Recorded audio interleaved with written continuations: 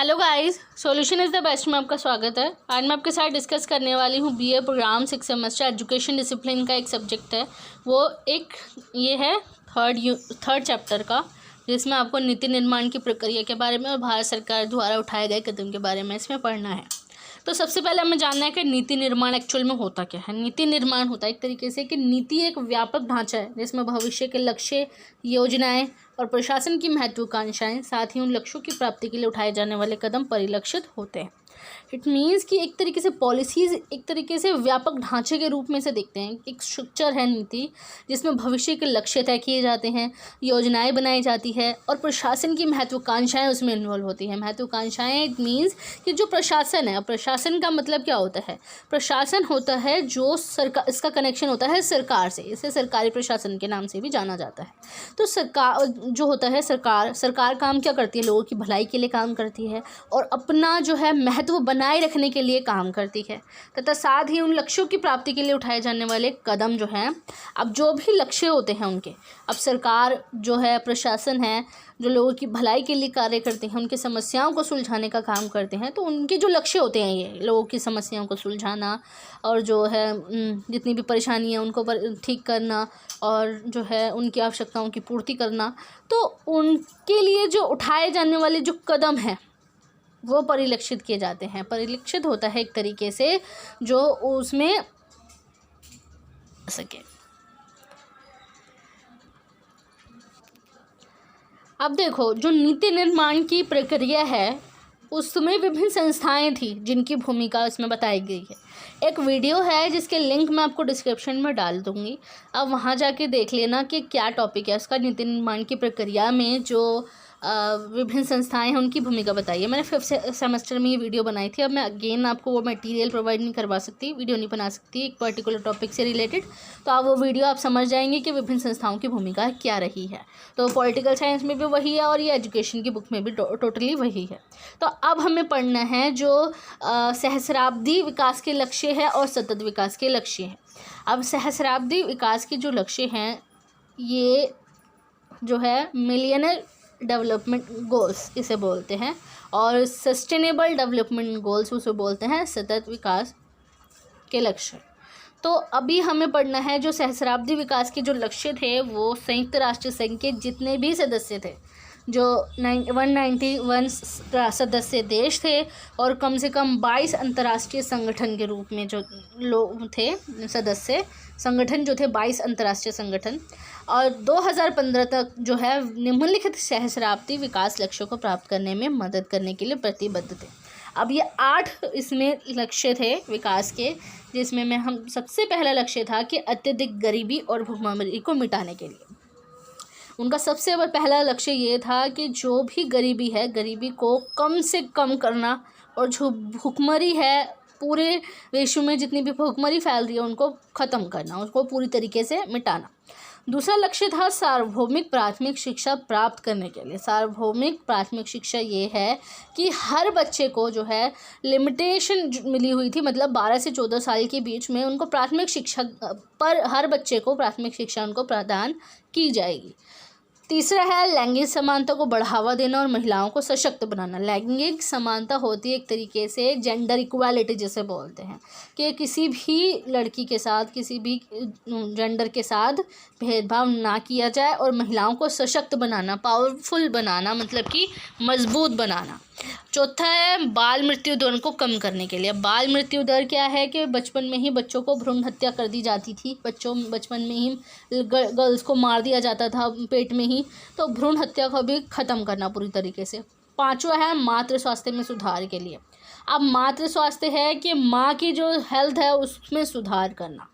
छठा लक्ष्य है इनका कि HIV, एड्स जैसी बीमारी जो है, मलेरिया जो है और जितनी भी बीमारी हैं उससे निपटने के लिए ये लक्ष्य निर्धारित किए गए थे कि जितनी भी बीमारियां उनके लिए कुछ ऐसे पॉलिसीज़ वगैरह लागू की जाएगी, कुछ ऐसी जो है उनके लिए कुछ प्रावधान किए जाएंगे और उनके लिए कुछ इलाज वगैरह निकाला जाएगा।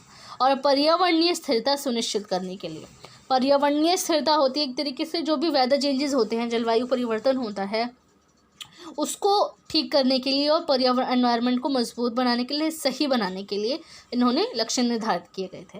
और 8th है विकास के लिए एक वैश्विक साझेदारी विकसित करने के लिए। विकास के लिए एक वैश्विक साझेदारी इट मीन्स कि डेवलपमेंट करने के लिए जितने भी विश्व में देश हैं सब एक दूसरे की मदद करेंगे, अपनी जो काम है उसको, जो उनका विकास है, जितनी भी उनको टेक्निकल चीज़ की ज़रूरत है, जितनी भी संसाधनों की आवश्यकता है, वो विकासशील देशों की मदद करेंगे, विकसित देश जो हैं, और सभी लोग अपने जो है डेवलपमेंट करेंगे अपने अपने देशों का। देखो ये जो है 8 लक्ष्य मैंने आपको बताया मिलियनर डेवलपमेंट गोल्स के। अब हमें पढ़ना है सस्टेनेबल डेवलपमेंट गोल्स के बारे में। तो 8 लक्ष्य बताए थे, उसमें ही संयुक्त राष्ट्र सम्मेलन में लक्ष्यों के एक नए समूह को तैयार किया गया था 2012 में। रियो डी जेनेरियो में आयोजित एक सतत विकास पर संयुक्त राष्ट्र सम्मेलन आयोजित किया गया था, जिसमें जो MDG द्वारा बनाए गए उद्देश्यों को आगे बढ़ा सके और 2015 के बाद वैश्विक विकास ढांचा को सहयोग दे सके। जो वैश्विक विकास ढांचा था उसको सहयोग कर सके। 2015 तक का इनका इरादा था कि 2 लक्ष्य निर्धारित किए गए थे, 8 लक्ष्य, कि 2015 तक ये लक्ष्य को पूरा किया जाएगा। लेकिन उसके बाद भी वैश्विक विकास ढांचे को सहयोग कर सके, इसलिए 2012 में एक जो है सम्मेलन आयोजित किया गया था। और संयुक्त राष्ट्र महासभा 2014 में संयुक्त राष्ट्र महासभा के ओपन वर्किंग ग्रुप में 17 विकास लक्ष्यों से युक्त एक दस्तावेज का प्रस्ताव रखा गया था, जिसे सितंबर 2015 में महासभा द्वारा स्वीकृति दी गई थी। अब इसमें पहला लक्ष्य ये था कि गरीबी को हर जगह और हर रूप में समाप्त करना, जैसे कि पहले लक्ष्य में भी देखा था, उसमें भी यही है। दूसरा लक्ष्य है भूखमरी को समाप्त करना, खाद्य सुरक्षा और बेहतर पोषण प्राप्त करना और सतत कृषि को प्रोत्साहन करना, दूसरा लक्ष्य था। तीसरा लक्ष्य था स्वास्थ्य जीवन की सुनिश्चितता और सभी के लिए हर उम्र में स्वास्थ्य कल्याण को बढ़ावा देना। स्वास्थ्य जीवन की सुनिश्चितता करना मतलब कि उनको हेल्थी लाइफस्टाइल प्रदान करना और जो है उनके हर उम्र में जो स्वास्थ्य कल्याण है उसको बढ़ावा देना, कि उनको हेल्दी रखा जाए, हर तरह से उनका फैसिलिटीज़ उनको प्रोवाइड करवाई जाए। चौथी है समावेशी और समान गुणवत्ता वाली शिक्षा सुनिश्चित करना और सभी के लिए जीवन भर सीखने के अवसरों को बढ़ावा देना। अब समावेशी शिक्षा क्या होती है? समावेशी शिक्षा होती है एक तरीके से जो समाज से हटे हुए लोग होते हैं, अलग हुए लोग होते हैं। समावेशी में होता है जैसे विकलांग लोग हो गए, समाज में जाति के आधार पे जो अलग लोग होते हैं। समावेशी शिक्षा वो होते हैं बिल्कुल डिसेबल लोग होते हैं, बच्चे होते हैं, तो उनको भी समान शिक्षा देना और समान गुणवत्ता वाली उनके लिए शिक्षा जो है उनको प्रोवाइड करवाना, एजुकेशन जो, और सभी के लिए जीवन भर सीखने के अवसरों को बढ़ावा देना, कि वो लाइफस्टाइल कुछ ना कुछ अपनी ज़िंदगी में कुछ ना कुछ सीखते रहें, तो उनके अवसरों को भी इन्होंने बढ़ावा देने का ये लक्ष्य था। पाँचवा है लैंगिक समानता हासिल करना और सभी महिलाओं और बालिकाओं को सशक्त बनाना। ये भी लक्ष्य जो था वो पहले वाले में था, लैंगिक समानता हासिल करना।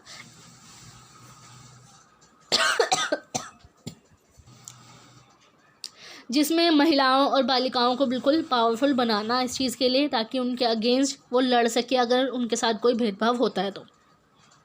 6 है सभी के लिए स्वस्थ पानी और शौचालय की उपलब्धता करवाना और स्थायी प्रबंधन सुनिश्चित करना, ये भी है।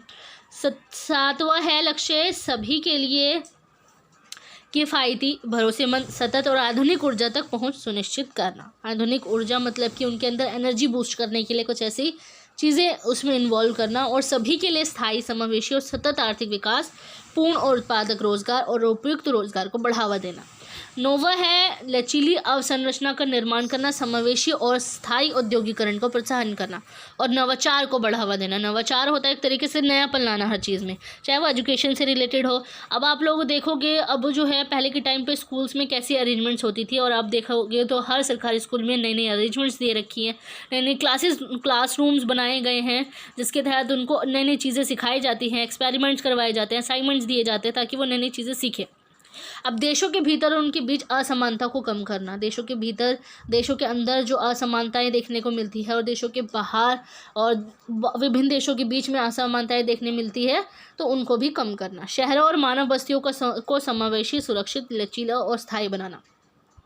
शहरों और जहाँ पे बस्तियाँ वगैरह बसी रहती हैं, जहाँ पे लोग रहते हैं, तो उनको समावेशी बनाना, उनको सुरक्षित बनाना, लचीला और स्थायी बनाना, और स्थायी खपत उत्पादन पैटर्न को सुनिश्चित करना। और 13वां है कि जलवायु परिवर्तन और उसके प्रभावों से निपटने के लिए तत्काल कदम उठाना, कि जलवायु परिवर्तन होते रहते हैं, वेदर में चेंजेस आते रहते हैं, उनके प्रभाव से निपटने के लिए भी बहुत सारे इसमें कदम उठाए जाएं। और सतत विकास के लिए महासागर, समुद्रों, समुद्री संसाधन का संरक्षण करना और सतत उपयोग करना। सतत उपयोग होता है एक प्रकार से सही प्रकार से उनको उपयोग करना, ताकि उनकी जो अवेलेबिलिटी है वो ख़त्म ना हो सके। अब 15वां है कि स्थलीय पारिस्थितिक तंत्र का संरक्षण करना। स्थलीय पारिस्थितिक तंत्र होता है इको सिस्टम जो होता है हमारा, तो उसका संरक्षण करना, पुनर्स्थापना करना, उसके सतत उपयोग को बढ़ावा देना, जंगलों का स्थायी प्रबंधन करना, मरुस्थलीकरण का मुकाबला करना, भूमि क्षरण को रोकना और कम करना, और जैव विविधता की हानि को रोकथाम करना। अब ये जो है चीज़ें जितनी भी हैं, जंगलों को स्थायी प्रबंधन कैसे, कि जंगलों की कटाई को रोकना, मरुस्थलीकरण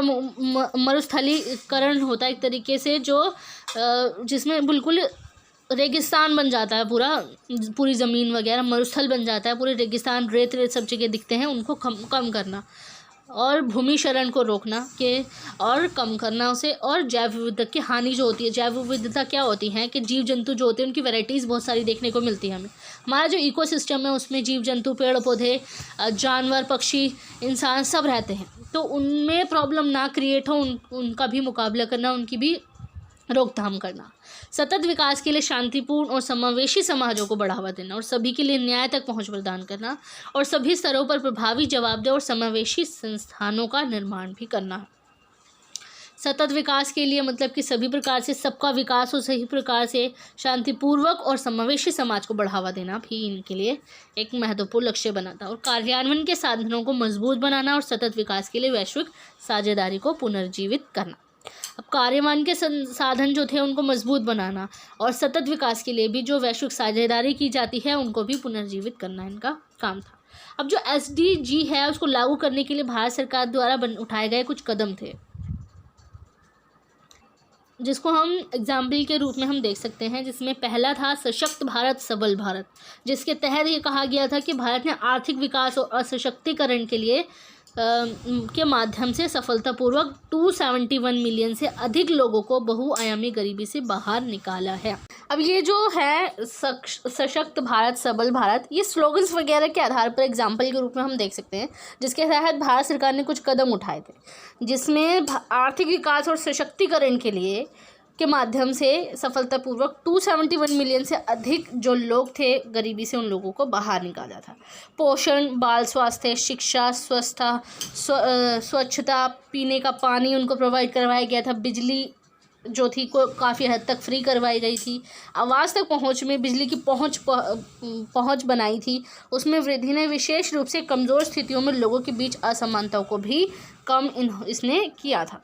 अब आता है दूसरा स्लोगन, स्वच्छ भारत स्वस्थ भारत, जिसके तहत राष्ट्रीय पोषण मिशन द्वारा शुरू की गई एक राष्ट्रव्यापी पहल के माध्यम से भारत ने 100% ग्रामीण स्वच्छता और स्टंटिंग और बाल और मातृ मृत्यु दर में तेज़ कमी हासिल की है। इट मीन्स इसके तहत जो है राष्ट्रव्यापी पहल के माध्यम से भारत ने 100% ग्रामीण स्वच्छता जो है, ग्रामीण इलाकों में जो है हेल्थ जो है वहाँ की साफ़ सफाई रखी गई है इलाकों में, गाँव के इलाकों में, और स्टंटिंग हो गया, बाल और मातृ मृत्यु दर जो है उनमें कमी लाई है। कुछ है बाल मृत्यु दर और जो है मातृ मृत्यु दर जो है वो क्यों होता है, क्योंकि वहाँ पे हॉस्पिटल्स की अवेलेबिलिटी नहीं होती है, तो अवेलेबिलिटी करवाई गई है सरकार के थ्रू, ताकि गाँव के इलाकों में भी हॉस्पिटल्स वगैरह बनवाए गए हैं और डॉक्टर्स वगैरह उनका सही प्रकार से ताकि इलाज कर सकें और उनकी जो है मृत्यु होने से बचाया जा सके। और जो दुनिया की सबसे बड़ी स्वास्थ्य सुरक्षा योजना आयुष्मान भारत के माध्यम से सार्वभौमिक स्वास्थ्य कवरेज को संस्थागत बनाया गया है, जो लगभग 500 मिलियन व्यक्तियों को कवर करते हुए 7,000 से 10 मिलियन परिवारों को वार्षिक कवर प्रदान करता है। अब इसके तहत जो है भारत के माध्यम से सार्वभौमिक स्वास्थ्य कवरेज को संस्थागत बनाया गया है। सार्वभौमिक स्वास्थ्य कवरेज ये होता है कि जो उन्हें फर्स्ट एड की जो है उनको जो है प्रोवाइड करवाई जाए फर्स्ट एड, ताकि जो है उनकी हेल्थ वगैरह जो है रेगुलर चेकअप के लिए वो कर सकें और जो है उसमें वो हेल्थी रह सके। उनको ऐसी चीज़ें, ऐसे मटेरियल उनको प्रोवाइड करवाए गए हैं, ऐसी चीज़ें उनको फैसिलिटीज़ वगैरह उनको प्रोवाइड करवाई गई है। कोविड-19 महामारी को संबोधित करने के लिए संयुक्त वैश्विक कार्यवाही के आह्वान में भारत सबसे आगे है। देश ने कई देशों को चिकित्सा सहायता दी है। जो ये भारत है उसने कई देशों को चिकित्सा सहायता भी दी है और 10 मिलियन अमेरिकी डॉलर जो है उसके प्रारंभिक योगदान के साथ सार्क कोविड-19 आपातकालीन कोष का संचालन भी इसने किया है कि 10 मिलियन अमेरिकी डॉलर का जो योगदान दिया गया था, अमेरिकी डॉलर ने अमेरिकन की तरफ से जो 10 मिलियन का योगदान दिया गया था, तो कोविड-19 आपातकालीन कोष का संचालन भी इसी ने ही किया था। घरेलू स्तर पर देखा जाए तो कोविड-19 महामारी के लिए भारत की प्रतिक्रिया में प्रारंभिक USD 22.5 बिलियन का आर्थिक प्रोत्साहन पैकेज, फ्रंटलाइन श्रमिकों के लिए व्यापक स्वास्थ्य कवरेज और सबसे कमज़ोर लोगों के लिए सीधे नकद हस्तांतरण शामिल है। जो कमज़ोर लोग हैं, जो नीचे तबके के लोग हैं, इट मीन्स कि बहुत ज़्यादा गरीब हैं, बहुत ज़्यादा लाचार हैं, तो उनके नकद हस्तांतरण किया गया था, उनको डायरेक्टली ट्रांसफ़र किया गया था उनके पैसे उनको। और समग्र भारत सक्षम भारत, ये भी एक स्लोगन है जिसके तहत पोषण, स्वास्थ्य, शिक्षा, सामाजिक सुरक्षा और उद्यमशीलता और रोजगार के लिए विकासशील क्षमताओं तक सार्वभौमिक पहुंच के माध्यम से सामाजिक समावेश का पीछा किया जाता है।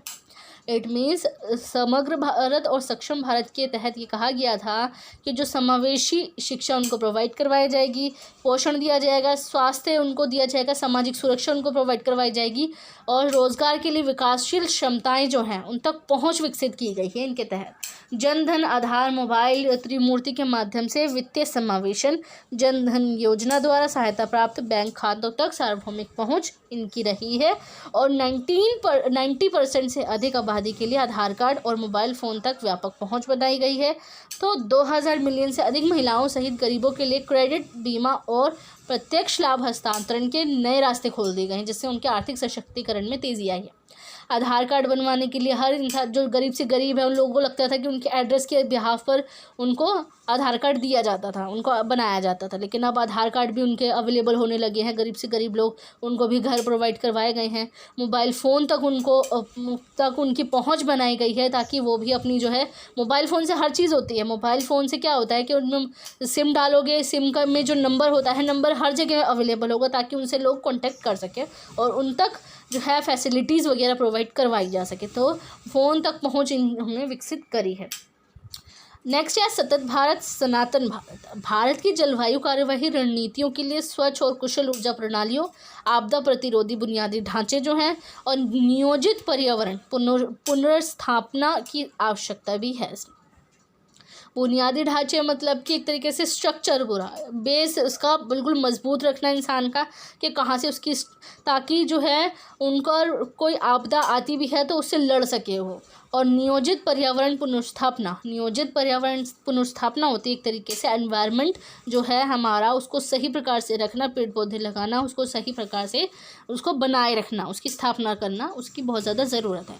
अपने राष्ट्रीय स्तर पर निर्धारित योगदान पर कार्यवाही करते हुए भारत ने अपने 100% गाँवों का विद्युतीकरण किया है। ऊर्जा कुशल उपकरणों के माध्यम से सालाना 38 मिलियन टन कार्बन डाइऑक्साइड उत्सर्जन कम किया है। 38 मिलियन टन को कार्बन डाइऑक्साइड जो है, उसका कार्बन डाइऑक्साइड जो है, पेड़ पौधे होते हैं, पेड़ पौधे ऑक्सीजन छोड़ते हैं और कार्बन डाइऑक्साइड लेते हैं, और इंसान जो है ऑक्सीजन लेते हैं और कार्बन डाइऑक्साइड छोड़ते हैं।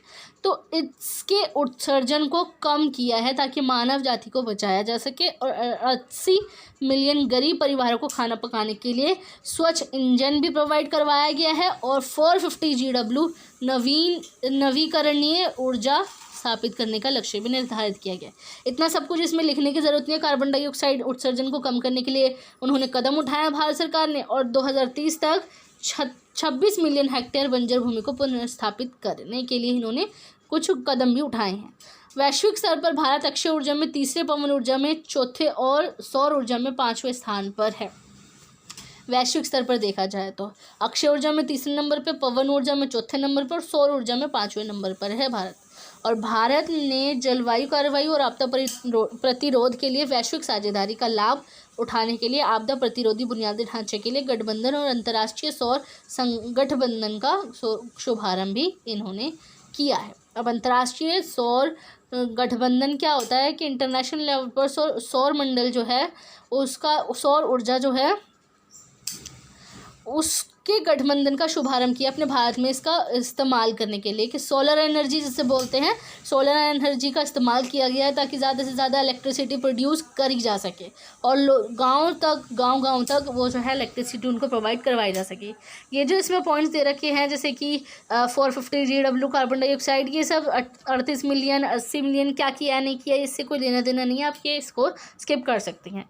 अब नेक्स्ट आता है स्लोगन संपन्न भारत और समृद्ध भारत। भारत एक युवा आबादी वाला देश है और तेजी से बढ़ते नवाचार और व्यापक परिस्थितिकी तंत्र के साथ सबसे तेजी से उभरती हुई बाजार अर्थव्यवस्थाओं में से एक।